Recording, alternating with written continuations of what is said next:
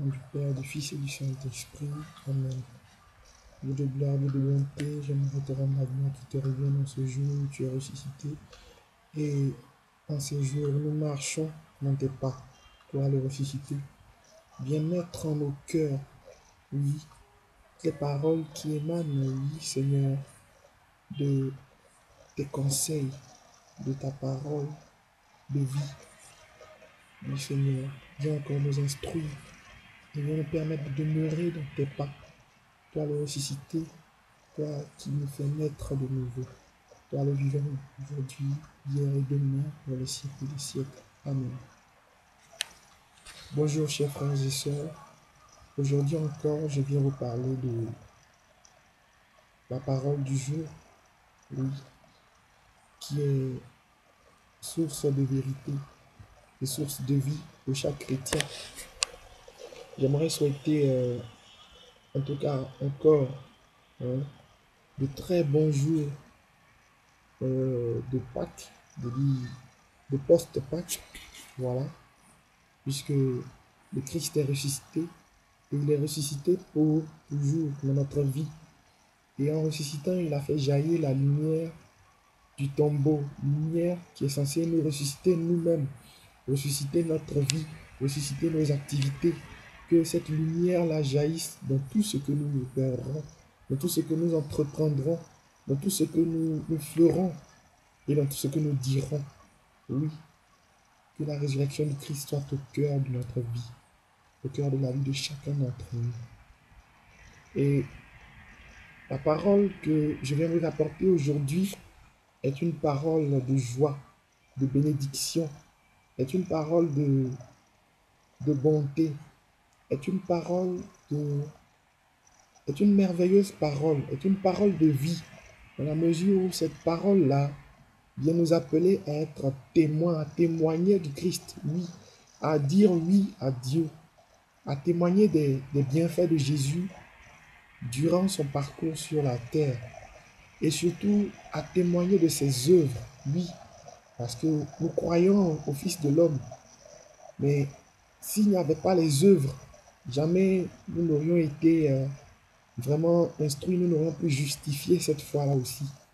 Alors il y a témoigné du Christ, témoigné du Fils de l'homme, de celui-là même qui s'est donné à la croix pour chacun d'entre nous, et qui a permis que par sa résurrection, nous aussi nous puissions sortir du tombeau et toute notre vie, toutes nos activités, toutes nos pensées et tous nos mots avec, oui, toutes nos réflexions avec.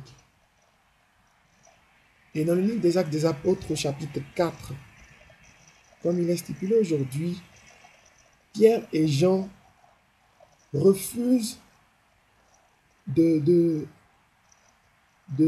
mettre Dieu à l'écart de leur vie, refusent de mettre Dieu à l'écart de leur, je dirais même leur sacerdoce, refusent de mettre Dieu à l'écart de leur vocation première, qui est celle de suivre le Christ, qui est celle de proclamer la gloire du Christ, qui est celle de proclamer la vérité, celle que nous connaissons tous, et que le Fils de Dieu, Jésus-Christ, est venu sur terre, non pas pour ceux qui sont bien portants, mais pour ceux qui ont tout perdu, pour ceux qui ne se retrouvaient plus, pour nos péchés, pour les péchés de ce monde, afin que quiconque croit en lui ne périsse point, mais ait la vie éternelle.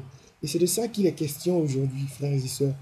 Parce que Pierre et Jean, oui, seront pourchassés. Pierre et Jean vont être, comme on le dit, persécutés. Et bon nombre de chrétiens avec eux, beaucoup de disciples avec eux. Tout ça parce qu'ils ont décidé de tenir bon, de tenir jusqu'au bout, d'annoncer le Christ, de proclamer la gloire du Christ, de proclamer la résurrection de Jésus-Christ.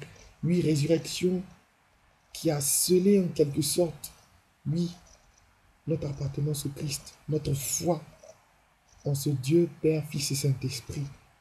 Oui, ils ont accepté cela. Et malgré que les prêtres, les chefs du peuple, leur en voulaient, les anciens, les scribes, oui, ils ont été persécutés. Mais ils n'ont pas failli à leur mission.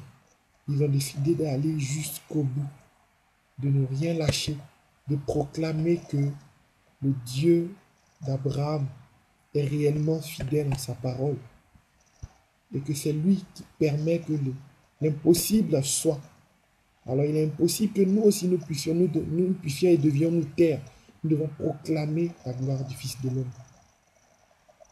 Et il en est de même dans l'évangile du jour où en Marc chapitre 16, Jésus apparaît au premier jour de sa résurrection à Marie-Madeleine.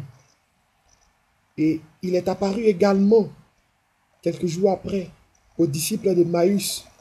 Mais aucun des disciples n'a voulu croire parce qu'ils n'étaient pas sûrs. Tous sont passés pour des Thomas, pour Thomas.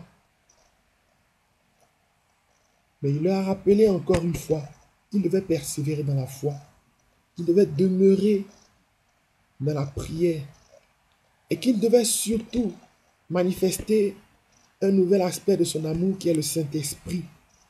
Et ce Saint-Esprit-là allait leur permettre de pouvoir proclamer l'Évangile. Et voilà ce que Dieu nous demande aujourd'hui. Allez dans le monde entier, allez par toutes les nations, proclamer que je suis Seigneur, proclamer que ma parole est vérité, proclamer que ma résurrection est le témoignage vivant de l'agissement de Dieu dans ce monde. Bien-aimés, nous sommes tous témoins parce que, étant baptisés, nous sommes tous témoins parce qu'étant fils d'Abraham, nous sommes tous témoins parce qu'ayant une foi commune en ce Dieu Père, Fils et Saint-Esprit.